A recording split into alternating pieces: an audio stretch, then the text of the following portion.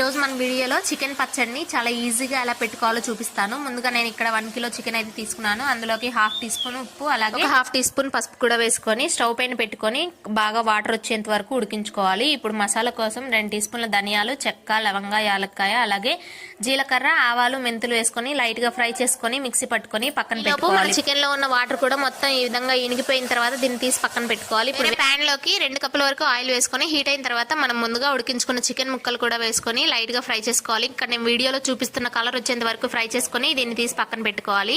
ఇప్పుడు ఇందులోకి 2 పెద్ద టీ స్పూన్ల నిండా అల్లం వెల్లుల్లి పేస్ట్ వేసుకొని చక్కగా అది కూడా ఫ్రై అయిన తర్వాత ముందుగా మనం ఫ్రై చేసుకున్న చికెన్ పీసెస్ వేసుకొని అందులోకి 3 టీ స్పూన్స్ ఉప్పు, అలాగే 1/2 టీ స్పూన్ పసుపు, మనం ముందుగా గ్రైండ్ చేసి పెట్టుకున్న మసాలా పొడి, అలాగే 6 టీ స్పూన్స్ వరకు కారం వేసుకుంటే సరిపోతుంది. కారం వేసిన వెంటనే స్టవ్ ఆఫ్ చేసేసి చల్లారిన తర్వాత నిమ్మరసం కలిపేసుకున్నామంటే మన చికెన్ పికిల్ అయితే రెడీ అయిపోయింది. ఫుల్ వీడియో మన ఛానల్లో అప్లోడ్ చేశాను, ఒకసారి చెక్ చేయండి. వీడియో నచ్చితే లైక్ చేయండి. Bye bye.